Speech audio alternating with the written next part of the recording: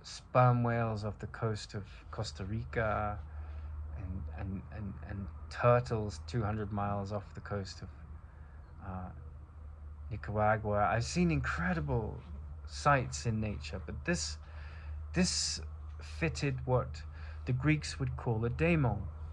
And so for this long period of time, it could have been 3 to 5 minutes. It just went boom, boom, boom, boom, boom, boom, boom, boom, boom, boom with its feet, right? And what I noticed was that it got faster and faster. It was accelerating. And then it shot up to the heavens like a rocket. And I have two theories about its message. And the first theory was the instant theory, and the second theory came after a year or two of different experiences. So the first theory was that this mathematician that grew up near my house, that I'd had this mystical dream around the same time. I think it was within the same couple of days. Terry Wall had done this paper called The Finiteness Obstruction, and it's about how things get very large, right? And so this bird was clearly accelerating. And if you think about artificial fusion, like making a commercial reactor, you would need a tipping point of nuclear fusion reactions to generate enough energy to be a commercially viable solution, to be an artificial version of phlogiston, to be duction on Earth, right? And Tesla was very interested in this. He was absolutely fascinated in the sun. He studied the sun a lot and contributed to our understanding of the physics of it. And around the same time, I met a man near Altadena Library who was driving a sports car, and he happened to be the head of the missile program trajectory launch trajectories and trajectories of the missiles that were fired he was the head of the team that managed the mathematics and the physics and the sort of science boffin stuff of sending out the bombs that were involved in the second Iraqi war with George Bush Jr. And I spoke to him. We started talking about Buckminster Fuller because my mentor had known Buckminster Fuller. I just had this intuition to talk to him, and we immediately got talking about Tesla's work. It was Nikola Tesla's work. And it was a very short conversation. And then we talked about the layer in the sun where hydrogen fusion happens. And we talked about how it doesn't... there's been major breakthroughs recently in our understanding of how this multi-year process, I think it's 11 or 14 years, happens. And it was a fascinating conversation. It was just, very short, but fascinating. And then when he witnessed that he was revealing things to me that he knew at a top secret level, he kind of bit his tongue and got in his car and drove away at great speed. It was a really strange experience, because I was meeting him at a level in physics that he hadn't expected for a complete stranger to come up to him. And the critical focus of our conversation was about the tachyon layer in the sun, which is the layer in the sun. Tachy in ancient Greek means acceleration, and it's the layer in the sun where the heat of the core leads to the pressure of this intermediary layer, which is closer to the surface, and that's where this incredible process of hydrogen fusion is at its pinnacle. And recent studies are very involved in the process of our understanding of the physics that goes on in hydrogen fusion. They're very much involved in this tachyon layer.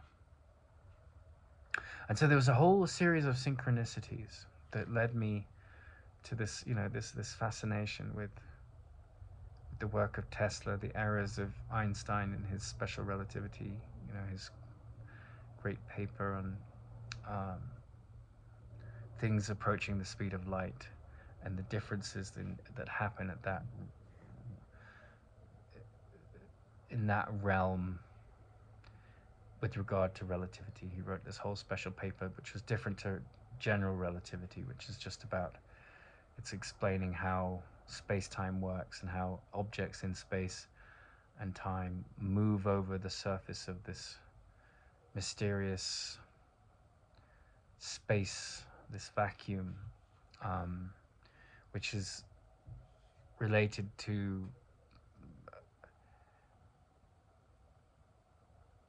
the geometry of gravity and dark matter. So it's a vast field, but it's a fascinating field. And so the combination of the bird, the experience of this sort of strange astral body dream after practicing incubation, which was a practice of the ancient mystical Greeks, and walking in the garden in England, being asleep in my bed in California, opening my eyes, seeing that I'm asleep in my bed in my body in California, and then closing my eyes and walking in another body which felt like a real body called the astral body in the garden of Terry Wall that's a few doors down from my parents' house in England. All of these things were just extraordinary experiences. And at the same time, I was handling a manic bipolar wife, and I was having these mystical, profound experiences.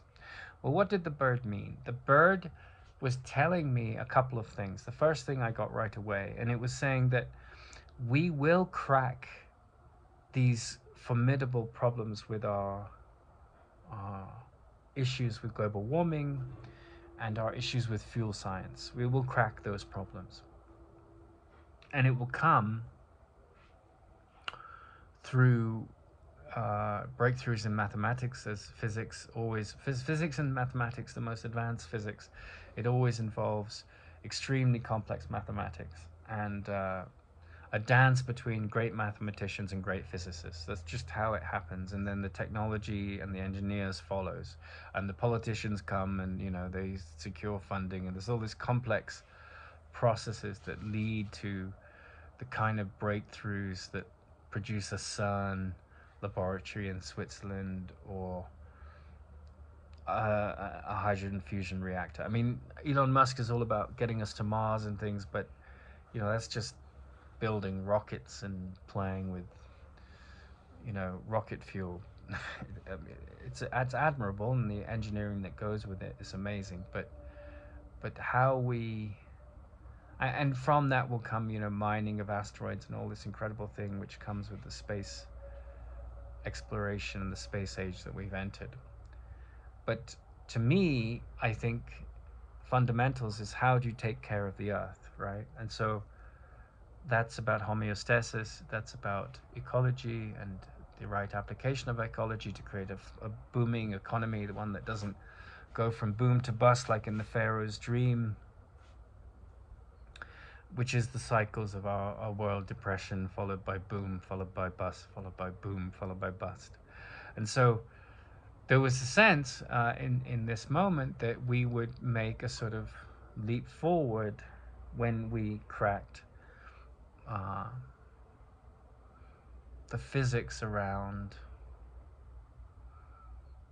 this this incredible process at the heart of all space and time, which is the generation out of the nowhere of hydrogen from the Big Bang, we assume, and then the fusion of hydrogen into this complex field of physics which involves dark matter, gravity, antimatter, the strong force, electromagnetic forces. All these things are at the heart of this physical universe.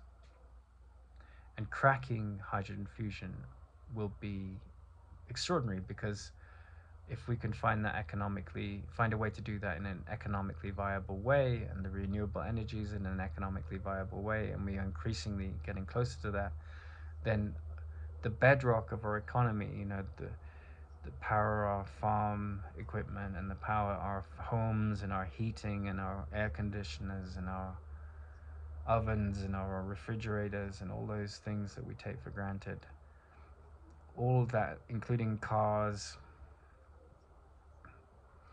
all of it runs on energy that we generate from one source of fuel or another. So I had a sense that this bird was like the harbinger of great hope. It was saying things about, just as a message in a dream. It was sort of a mystical, prophetic experience.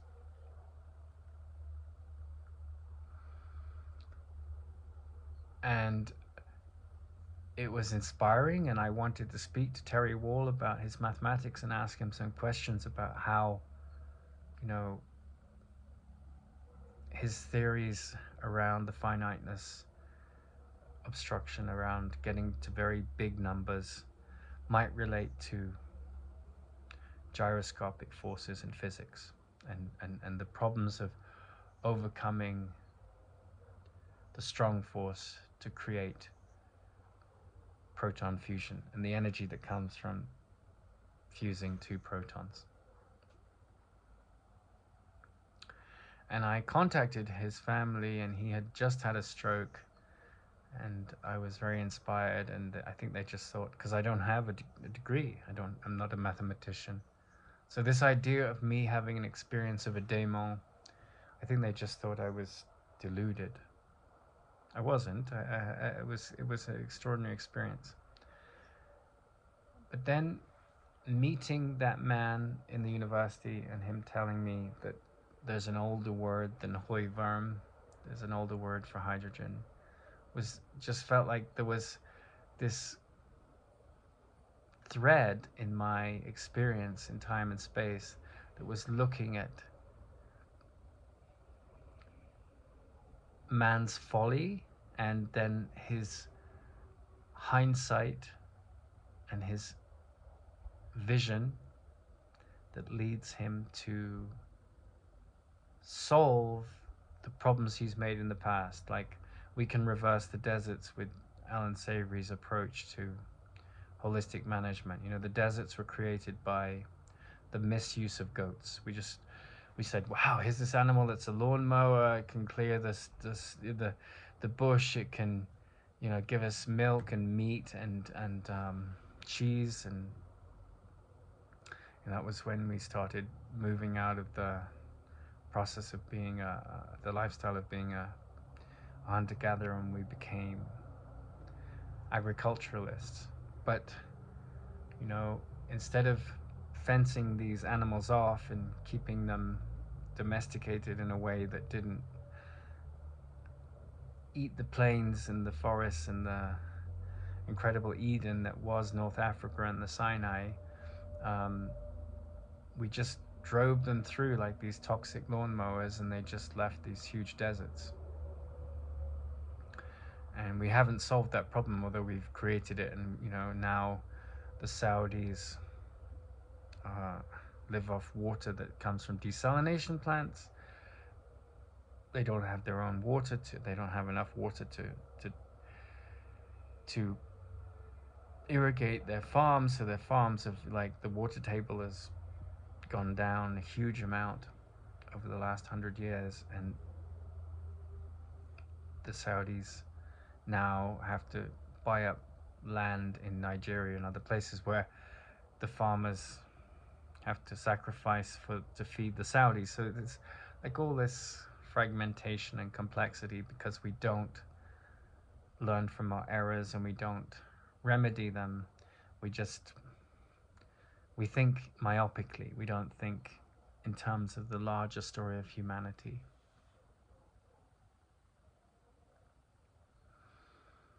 And the other meaning of the bird going up like that was that I think there is this kind of, I could see peace instead of this. So I went to the university, I got hunted by these people who were very insecure and were enforcing this kind of very primitive approach to psychotherapy and misunderstanding what I was saying when I was only looking to see the good in them. But it is in those moments where you go into hell, you go into these very difficult experiences, because once I left the garden, I went to Hawaii, and then I got COVID for a second time, and I felt that I had to go home to my family. There was a calling to go home because I needed a support mechanism. And I got home, and it wasn't easy being with my father because we have very different natures. He overreacts a lot, and I find that challenging because I really value my peace, and I spend a lot of time excavating peace in the way I see, peaceful way to see things. So I came back to Britain, and then I stayed with a friend, and I thought, well, what should I do? I'll enroll on a university degree in psychotherapy, and I'll be a psychotherapist. That's something that I had the option to take. And then all this drama came, and so I see the bird in a different way, and in a different allegorical way, is that when you're very interested in peace, when you're very drawn to the spiritual aspect of life, and essentially the spiritual aspect of life is confronting death and what the symbolism of death is and what creates death in the mind and the body that dies over and over. That's the essential meaning. And the bird got, he says, you sort of build up these questions, what is the river of time? It leads from the mountains to the Amazon, and then it leads to these capacities in the mind where you can be telepathic. You can develop all these, psychic powers. That's what the 3rd chapter of the Yoga Sutras is about, which I studied for 10 years, those chapters. But you're still going to die, whether you can speak on a camera like I'm speaking, or you can speak telepathically. It's an incredible achievement what that man achieved. But then you move on, and you move into this sort of incubated cave, and you go down into the depths of the ocean, and you sort of are looking for meaning at a whole other level than perhaps majority of people. And yet the same common search for meaning is that I could see peace instead of this.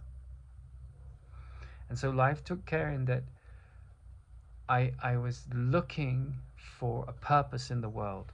And I had this experience of a daemon visit me that was speaking at the level of like the technological problems we face, and the economical problems, and the physical and psychological problems that come from poor use of ecology and abuse of ecological forces and lack of understanding of our powers as the dominant predator. So that was where the bird was speaking to me on one level. And another level, it was saying, I could see peace instead of this. I could see these people attacking me in the university and all the drama that their egos created. And I could see them as healed. And if I saw them as healed, I could see myself as healed. And so it's like what the bird represented to me was, yes, there was a sort of visionary understanding of physics and the changes that are going to come in our technology that have to be implemented, or there will be tremendous consequences. But then there was this other deeper excavation of what this meeting with this man at 19 represented to me, which was the search for the end of sorrow and the end of death. And he and I we spent a good year close by, living next to each other. I'd often go and see him and talk to him, and I had a lot of conversations about his life, learned about his friendship with Nehru and Gandhi, but most of all Krishnamurti and Helen Schucman. And he said, you can live centuries in a year. And he, more than any other person, introduced me to this incredible spaciousness. And if you go through the Course in Miracles, it starts out with this kind of, like I said, like this psychiatrist that's talking to this deluded person and saying, look, I'll meet you where you are, but you're in a room, in a body, you're in a street, and so forth. And all the meaning that you've given to the universe and the world is founded predominantly in fear, in the idea that you're a body, that you will be born and you will die, and that you will suffer all kinds of insecurities and attacks, and you'll have to defend. But that's an illusion. It's true at the relative level of the illusion, but your quest is to have relationships that are peaceful and not focused on fear, attack thoughts, or grievances. And as you move through the Course, and as I said, it's not for everyone, it's for certain people that can resonate with that expression. It's in a Christian language. But what it's saying as you get further and further into the lessons is that, this noise of thought, this noise of I hate him, or any kind of condemnational thought for self or others, or fear about the future, or sort of scientific or spiritual materialism, if you're not careful, those things will trap you. And so even though I was kicked all the way to Ecuador to find safety, because I couldn't live in I no longer had a home. I'd moved to this university after moving around the world to be there, and it wasn't like I could go stay with my parents, because no disrespect intended, but my father was just too neurotic, and he couldn't understand that I was dealing with this very neurotic professor and her colleagues, and their neurosis had attacked me, and I'd reported it, and then the university protected the neurosis. And that is the dark side of, the feminine, which is overprotecting and doesn't let the raw energies out so they can be transformed into something deeper. And I had to handle that. And that was a real dark night of the soul for me, because I just felt, I'd been led on this quest to go back to university. It was there that I could look into this incredible physics as well in my spare time, get a job, ground myself, build a new life, And it was then I was flung into the firmament of the unknown. But in that process, there was a deepening, because what do you want? Do you want to conquer death? Or do you want to study and get ensnared in illusions? And does that mean that I'm saying that, holistic management, right management of agriculture and economy and ecology is a delusion? Does it mean I'm saying that mastering hydrogen fusion and the different forces of renewable energies that I call Dakshin is a delusion?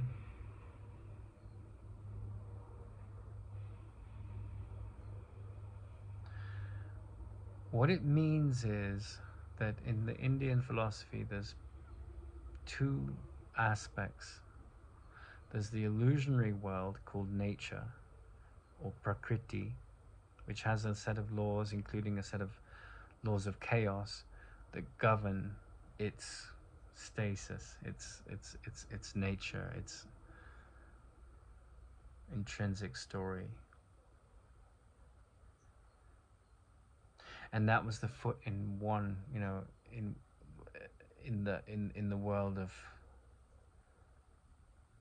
trying to fit into a career, trying to fit into, have some kind of contribution. And I was talking to my friend from Uyghur the other night. He called me out of the blue, and he said of my ex-wife, who's now a clinical anthropologist in San Francisco, and couldn't fathom Tara Singh. She couldn't handle the Christian language in the course. She wasn't drawn to Krishnamurti. She had some warm feelings. She was the child of a Jewish father, but a non-Jewish mother. So she had like a lot of Jewish people. They're attracted to Buddhism. So she liked Thich Nhat Hanh and things. But she said to my friend, Nathan's crazy, And from an academic point of view, the mystic is crazy. The mystic is the character that swims in the waters that the schizophrenic drowns in. And not only do they swim with delight, right? That's this woman that I met a few years ago, she was completely anonymous and very simple. But she made clear that, her inner state was one of profound joy. So she was a complete contradiction to most of the world that get irritated about the smallest things or carry around this big bucket of grievances. And so my foot was in this world of trying to, navigate, fixing and making the world a better place in alignment with this great wisdom of the Greeks. And I still see the intelligence of that. And yet also there was this accelerated movement up into the sky, into the firmament in my mind, into the heart wisdom that conquers death. And so I had the contrast of this very sort of superficial approach to the mind that was a Western university degree, disconnected from the great root source, the source root story of its emanation, which is characters like Parmenides and Pythagoras, these great healers and scientists that married the mystical and the rational. And it was, people just trapped in this kind of woke/anti-woke, often toxic feminism or sort of perverted, delusional gender politics, which is no different than the Salem witch hunts. And then there was like this interest in kind of connecting with Terry Wall's colleagues. I went to meet some of his mathematical colleagues in Liverpool. But the hysteria that came at me, because I talked about the masculine and feminine in a mature manner in alignment with the teachings of Robert A. Johnson, who's this great Jungian psychotherapist that understands the mythic connections of the archetypes with everyday modern life. Since the 12th century, we don't have arranged marriages. And so we have a whole different psychobiology operating around intimate union. And so there's 1% divorce rate in India, and there's 52% in New York, and 51% in California, and 42% in Britain, because there's just a different paradigm when it comes to choosing your mate. It's not about families meeting with astrologers. It's just, go out, listen to some rock and roll, whatever your thing is, take some drugs, have some drinks, get into fitness, but you meet by the bonding of your impulse. Whereas in the Western culture, in the Eastern culture, at least in India, it's the astrologer, it's a tradition, it's this arranged marriage. And against the backdrop of this kaleidoscopic world of like nature, physics, mathematics, the mystical schools of Greece, I had this, what was essentially a hate crime happen to me. I was made out to be this character that was insensitive, which I'm not. But it was just because I was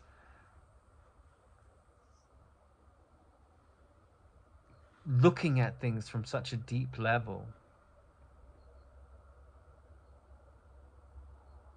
And I was in a very superficial, if you see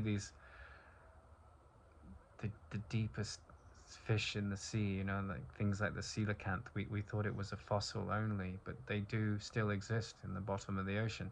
But if they come up very high, close to the surface, they die. It's very hard because the pressure is so different. So I was in this fairly superficial culture of our modern um, liberal arts universities, which is very much like bound up in this gender politics stuff, and it was just so far away from the erudition and wisdom and intelligence and empathy and symbolism well interpreted of like Robert A. Johnson and his work in the books He, She, and We. And like the coelacanth, I was just, the pressure of those superficial views took me out.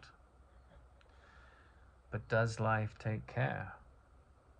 I had nowhere to go. I went to a monastery. I'd reported the abuse to the police and then the Solicitor General, and I was in a situation where it was like being in a spy movie.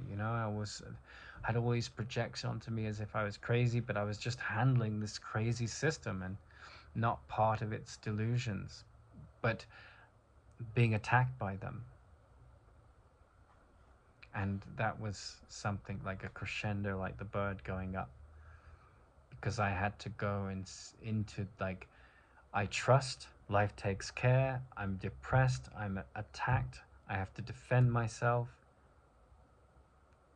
And yet this system that's attacking me is the delusional system. It's deceived. It doesn't know what anything is for. And in response to that, which is a line in the Course in Miracles, you don't know what anything is for. You've prescribed all the meaning that you give to things, including life experiences. And so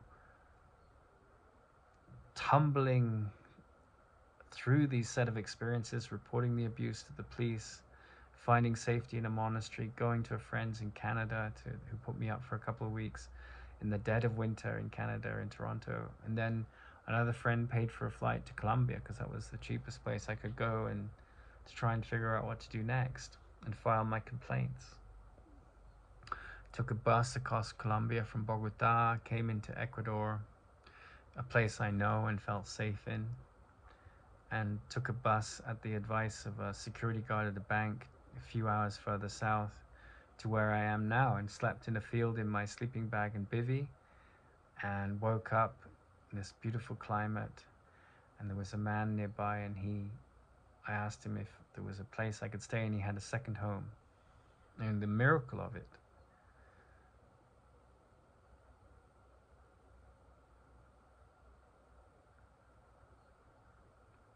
and in the Course in Miracles it says I could see peace instead of this. And it doesn't mean like in an isolated incident. It means the mastery of seeing peace, right? Constantly.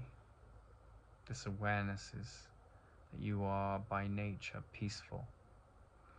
And so I went into these ivory academic towers, and I found people who were supposed to be helping to lead people towards peace who were utterly neurotic. It was a facade. They were trapped in this insecurity of their professional masks, but beneath that there wasn't really, the kind of depth of a Krishnamurti or someone that's really mastered what the Course in Miracles is saying, whether you believe in God or Jesus or anything, or the Holy Spirit, but actually has mastered the content of that material and the metaphysics of it. And that is something that I'd given my life to. Like I realized in the presence of this man at 19 that what I was really seeking was that level of peace. And Marianne Williamson, she says, it's not our darkness that we fear, it's our light. We love our darkness, we love our bitchiness, we love our attacks on other people, we love our undermining of other people. I'm talking as a species, we love our chaos and our drama. We thrive on it. enlightenment and peace is kind of boring, but it's it's a big relief. And, you know, solving our human problems comes through simplicity and elegance, but in a field that is extremely complex. You know, the mathematics that are involved in dark matter, the mathematics that are involved in black holes, the mathematics that's involved in hydrogen fusion, these are extremely complex things. So I came to Ecuador, and it was like Viktor Frankl said, an abnormal reaction to abnormal activity is normal. So I was getting all of the, you know, I was being acute. I had a difficult marriage with a woman that used to be a lesbian, and I spoke about it because we were supposed to talk about together, each one, to take part, to be well invested in the course and make the most of it. I spoke about the trauma of that divorce, right? And someone listening heard it as if I was homophobic, which I'm not, because my ex-wife happened to be lesbian, and she was a newly converted lesbian. So it was just like, I'm talking about my challenges with the character of my manic bipolar ex-wife and her ex-wife, and the way they treated me as things went sour in their issues. I was a scapegoat. But the woman listening said, "Oh, he's a homophobe, right?" And then everyone got into this neurotic frenzy, and there was a kid there that he was just 18, and I could tell he was very much. It takes a long time to get free of the mother complex and the father complex. Some people never do it, and it's a conscious actualization process, where you're not living under the trapped, fearful thoughts that your parents have bequeathed you, that their parents have bequeathed them. And it's like this tapestry that goes through the conditioned mind. And there was a lot of insecurity in that room, and I'd done so much deep excavation of the mind. And that wasn't the place I was supposed to be. Because going for a swim in a very shallow pool when you're used to these incredible depths, I mean, it's just... My friend who's that kind of level of psychotherapist, very deep like myself, and, you know, into the understanding of the mind, she said, just don't talk too much, you know. And I didn't, but like, I was in this atmosphere. I mean, I contributed, but it was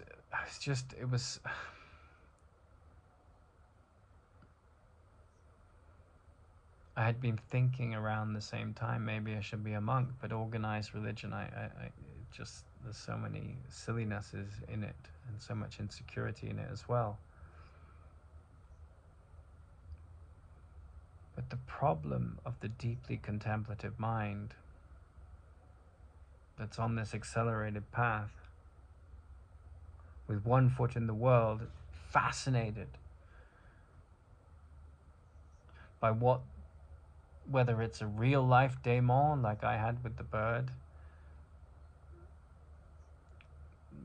or an inner daemon from a dream, like Kekule, the chemist that discovered the nature of the structural design of benzene. You know, it's a circular compound, and he couldn't figure it out. He knew how it was made, what the molecules were made of, but he couldn't figure out the structural chemistry of it, the geometric story of the chemistry. And then he had a dream, and a daemon came to him in a dream. And it was unconscious, but it came up from the unconscious in a dream, and it was this snake, Ouroboros, which is a Greek snake in mythology that eats its own tail. And in that moment, he realized that, you know, as he woke, benzene is a circular molecular structure. But I had a daemon appear not in a dream, but in the world, which is a dream. And so that was very powerful. I don't think that happens very much. You have to be in a very quiet place inside. And I'd been in that garden for a long time, and I was very isolated in a good way. I would communicate with my mother and friends, but mostly I needed time alone. And so this incredible character of the bird arrives. And life takes care in the sense that, like, I have to go through this incredible dark night of the soul to see that fixing the world, or being drawn to these incredible visions like Carl Jung had about the future of science, that like Parmenides, like the seers at the dawn of our civilization, were very accustomed to. I've often had this sense of, going into a sketch in a comedy of going into a job center, and the person saying, well, what would you like to be? And, saying a hermit or a prophet. It's not quite, these things aren't mainstream. But the people that founded Western civilization, Parmenides, this incubation process that comes with the deep, Sufi mysticism, those things aren't mainstream. Mainstream is beer and like American football matches, and like, just, there's nothing wrong with that. But as the Roman emperors said, give them bread and beer, give them fighting, and just these, you quell the challenges of life, you calm down the aggression, and you fuel the tribal stuff into something else through soccer and football and sports. That's one of the things and you build these communities that have bonds that are strong and part of that ordinary world. But if you leave the ordinary world and you go on the journey into the waters, out of the psychological illness, into the and there was this lady on the course, and I told her about someone that was at the very end of the spectrum of human evolution, which is the mystic, and she was just swimming in the waters with joy. She had nothing to complain about, and she was in a car accident. She had an injured leg, and she enjoyed it. But that was so far along from the mundane, everyone's got a victimhood story. It was like, the Chinese have this 0 to -5 of ill health, but they also have a 0 to 5 of positive health. And we don't do that very well in the West, where, we focus on all the psychosis, because that's where the money is. Something wrong with you, come and have an appointment with me, I'll fix you. And I had spent my whole life saying, well, I'm interested in swimming in the waters in delight. But then you're the fish that's at the very depths. And so if you go and swim with these shallow fish that are bound to this sort of narcissistic, unenlightened empathy, I see your pain, I'm empathetic, someone that has devoted themselves to enlightened empathy was, I see your pain, but I won't define you by it, because there's a light behind that obscures and obliterates the pain. That's very threatening to the superficial water, to the swimmer in the superficial water. They're drowning in these ideas that they're a victim of their husband, or they're a victim of the aging process, they're a victim of a million things. And you can have all of those experiences of aging and challenges with their partner, but then at some point you come to the wall that says, I could see peace instead of this. And you can't bargain with that. You can't bargain with death. You can destroy death, you can die before you die. That takes mastery of, I could see peace instead of this, and above all, I'm determined to see. And the grievances in my mind hold the light of the world from me. And this is, it's a long drawn out process of approaching the contemplative mind and seeing it hidden and nascent in others when people are not remotely ready for it. But if you've had this calling of life throughout your life to that quietude, and then you're pulled back into that realm of like studying nature, not spirit, it's jarring, and it accelerates you in one direction or the other. And I accelerated, I went to a conference while I was filing my complaints. I went to a conference on advanced probabilistic mathematics, an international conference at Oxford, right? And all of this was happening in a very calm way, and I was very focused and purposeful. But all around me was these neurotic people trying to attack me and make me out as a monster. And I knew that, right? And I was dodging their bullets. And they were lying to the police.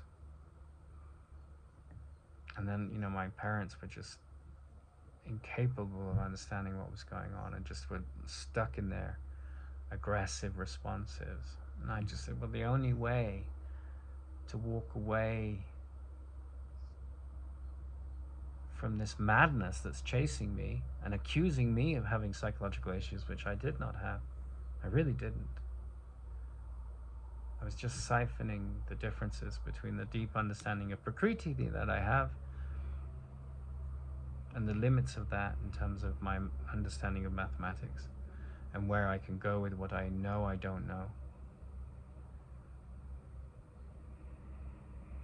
And then this deepening into life takes care. You're the deep fish in the sea. Everyone else is, but they don't know it yet. And I got to the point where, well, this is just, I'll file my complaint. I'll stand back like an obelisk in the madness of the storm of this shrieking cleverness that's trying to make me out as something I'm not. And life threw me to Ecuador, to this very peaceful place that I'm in, to a womb where I could lick the wounds of the trauma of that neurosis that was put upon me, that was projected upon me, and see the madness of the insecure. Krishnamurti was in a meeting in Italy years ago, and he had lunch with Aldous Huxley, the author of Brave New World, and he and Laura Huxley got to talking, and it's one of the most powerful moments in his life, because Laura Huxley tells the story so well. She was a very beautiful woman, and she was a psychotherapist. And Krishnamurti said, those people that try and fix other people, psychotherapists in general, he said, they're a scourge. They're troublemakers. They create far more problems than they're worth, than they solve. And of course, a lot of psychotherapists would deeply resent that, but I'm sure for a huge amount of them, it's true. From that experience, I have no doubt. And she said to him, well, what do you do, right? And he said, because she was a psychotherapist and she knew he was someone very advanced inwardly. He said, well, it's an effect. I don't try and fix people. I talk about what I see, because other people can't see it, and there's value in that, but I don't try and fix them. And people often recover from alcoholism or whatever because they're around me, because all the magnets inside me are aligned with this Purusha, with this spirit. And I don't dismiss the intelligence of this Greek devotion to the daemon of wise ecology and all of that. He had recycling way ahead of its time in his schools, and there was no competition, and it was like, how do we cooperate as individuals? His education was very advanced.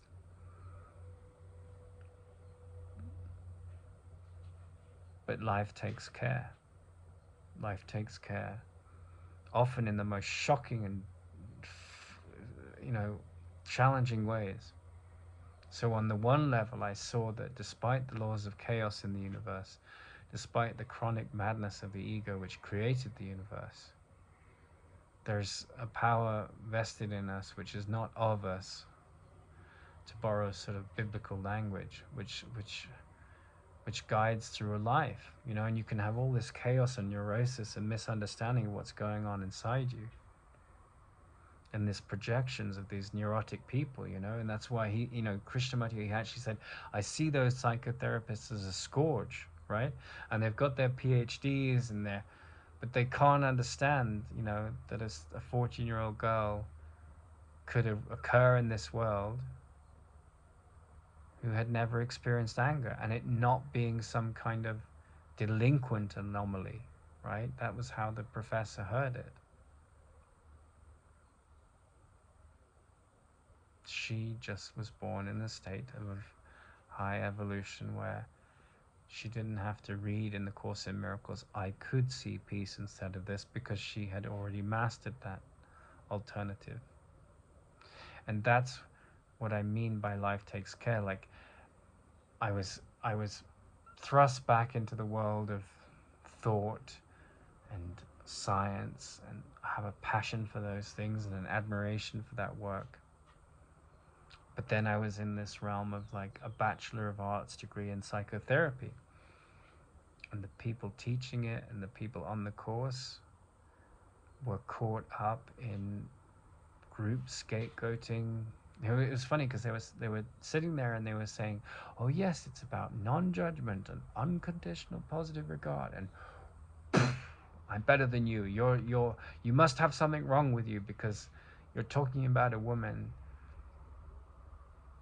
at 14 who had never experienced anger, and you're talking about the feminine and the masculine in a way that demeans transgenders and homosexuals. And I'm not saying any of that. You guys are completely nuts.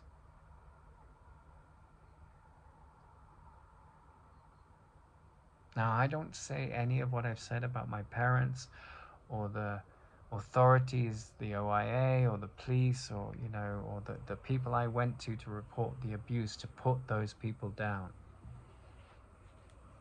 But in the Course in Miracles it says, and as it says the world is upside down. It has an upside down thinking. It believes that the ego thought system is sane, but it's fully propelled and pushed forward by fear.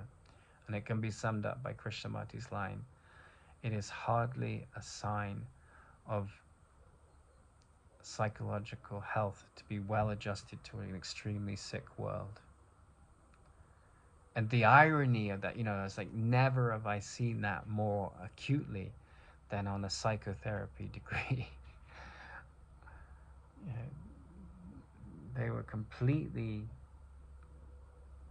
trapped in this narcissistic compassion, which on the one hand would say, we're here to practice unconditional positive regard, but the empathy was very much trapped in the ego's empathy, which I see your pain and I will devote myself to the gods of that pain, and I will find a scapegoat and I will attack him. And there I was saying to them, safety can only come when attack thoughts end. And they're like, what's attack thoughts got to do with safety? Well, when you go beyond attack and defense, right and wrong, healing is. The moment you say this person's a monster,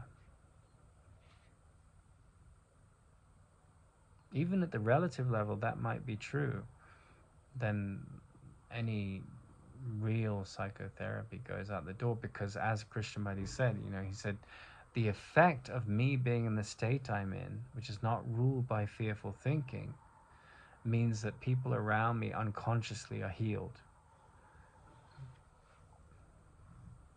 So if you're not, if you find yourself in that situation, it can be very easy to say, I'm a failure. I was on a quest. I was guided. I had these visions and experiences that came from a very deep place. What have I done wrong? Because you stuck out like a sore thumb because all these fingers pointed at the insensitive moniker on you, when they were just projecting out their own fear. And I was, I reported what was happening. And I said very clearly to Carol Wilson, the head of the department, I don't want anyone to suffer because they're trying to attack me and I'm pointing it out. And of course I suffered enormously because I was kicked out. I was made out to be a nuisance. I was made out to be unfit to study. And in the Course in Miracles it says, those who seek controversy will find it. The world is full of right-wing conservatives seeking controversy, and the left-wing liberals and vice versa seeking controversy. And the ego is always seeking controversy. They're always looking to make out a problem with the anomaly that is meaningful, right? There was a woman who at 14 said, I've never experienced anger, and am I strange? And in this world, that is strange, because our wrath is what fuels our ego. And when the awareness shifts to this accelerated winter flowering plant in us, it goes against the laws of the world. Things don't flower in the winter. The problems of the world won't get solved by deception and fear. It gets solved by revolutionary minds, either at the level of science, characters like Einstein, or it gets solved by an individual who realizes that, there's a capacity in man to see the false for the false, not to be ruled by the fearful thoughts, not to condemn and attack and to judge and defend and create this endless cycle of enmity, and shift it from Nazis to communists to men to feminists to whoever the appropriated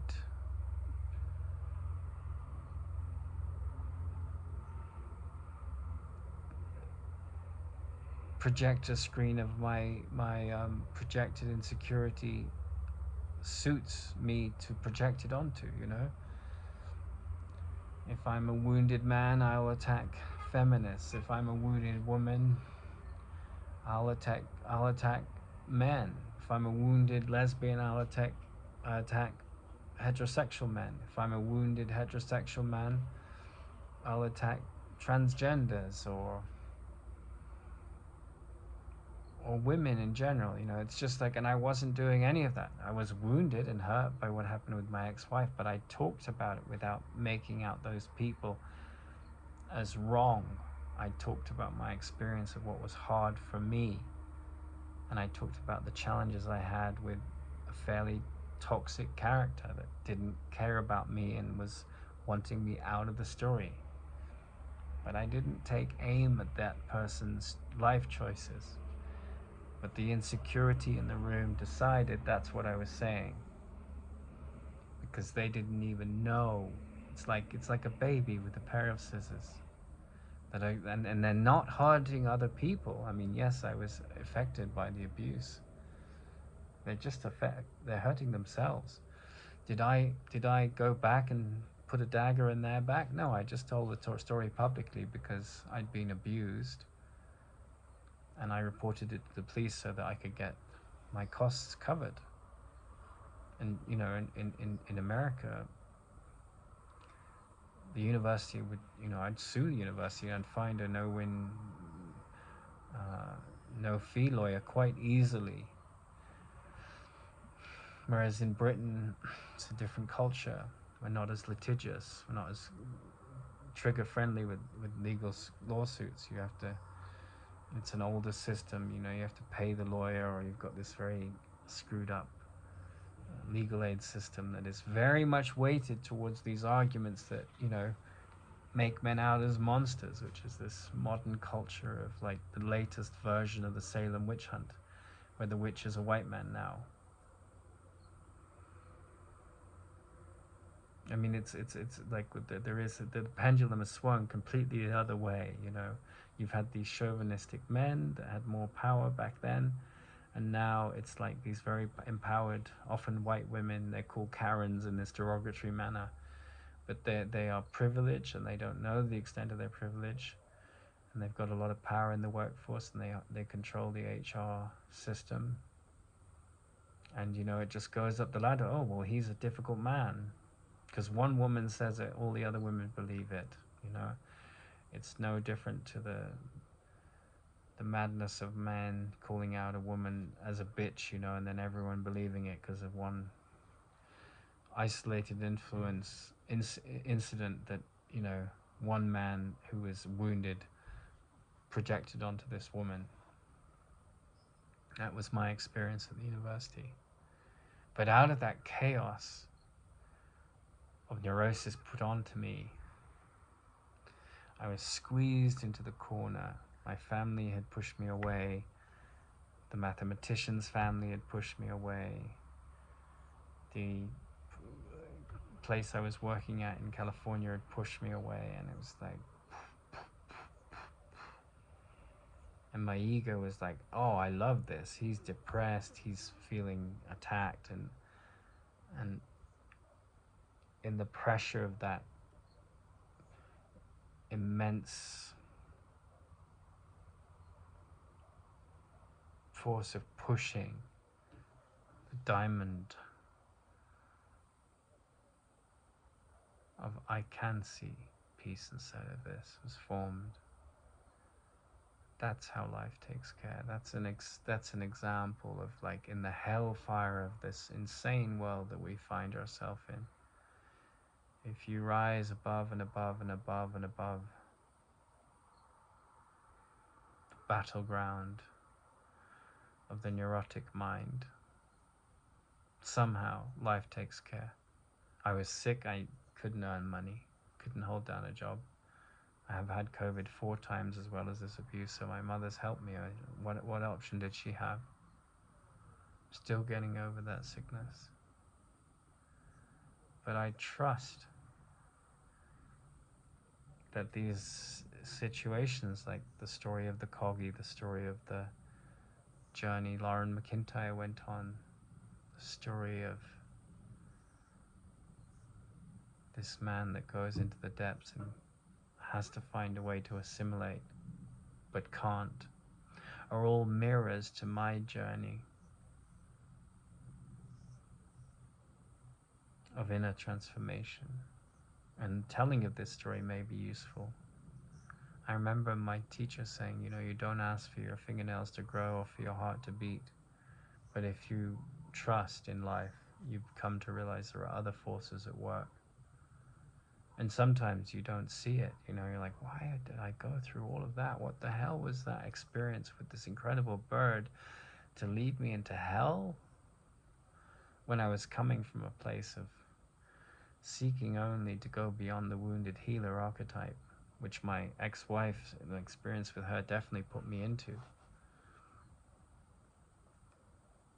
Well, you go into the depths of the wounded healer type, and then you go and spend time with wounded healers who are trying to sell you a very expensive degree, and you see through the flaws of that, and you don't judge it, but you handle it, and healing happens.